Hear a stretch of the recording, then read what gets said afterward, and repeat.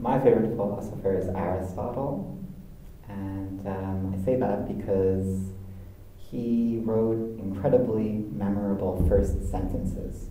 So, for example, the first sentence of his Metaphysics, as we call it, is, "All human beings by nature stretch themselves out toward knowing." My favorite philosopher is Alexis de Tocqueville. He's very good at dispelling the myth that thought is attached to time. A lot of his political works can be applied to today as much as it can be applied to revolutionary France. So I think he's very good at, he's the near and far, and I think that's a very important quality of philosophy. My favorite philosopher at the moment is Deleuze. This relates to why I really like philosophy precisely because his way of presenting it while he speaks is very dialogical. My favorite philosopher is called Ken Wilber, which is kind of unheard of. The reason is he had this theory of everything, sort of self-ironically speaking, but it really revolutionized the way I look at the world.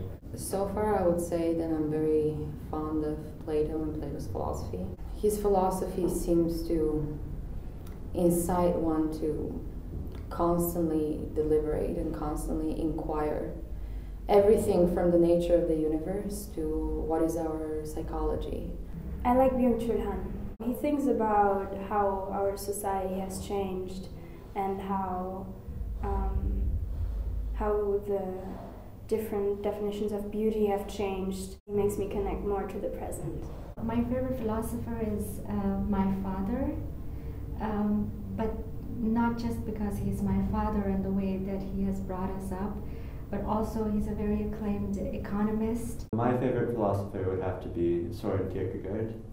Besides the fact that he was really the one that started me with philosophy, every time I go back to his what he wrote about and his ideas, it makes me think about my own experiences in a new light.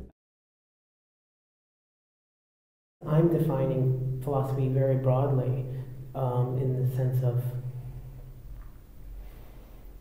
asking questions about the nature of the world, but this asking questions I think of not as an intellectual exercise, but I think of it as something more like what you see in Bruegel's Carrying of the Cross, where there's a human individual that's simultaneously engaged with looking at the world from a certain vantage point, with experiencing weather, with sort of half paying attention to someone standing next to them, and how these social, physical, and intellectual experiences relate in terms of understanding what sort of human being is, what it means to be in the world. I feel like that for me is what, at least at this point in my life, philosophy is about. The most important aspect of philosophy for me is precisely this idea of throwing ideas and kind of see how would they come back to you within, in relation to another person. And I think this is how I learned the most, by talking. What philosophy has done for me in the past 4 years is it has made me more self-aware of who I am. And it's an ongoing journey because you never really cannot stop and say, I'm perfect at them right now. So I think philosophy has really given me the tools to assess myself consistently. So philosophy is about love. It's about loving wisdom. It's not this kind of perhaps rational, perhaps mechanistic, logical method of inquiry, but rather it's almost something like a drive. It's almost something that is uncontrollable.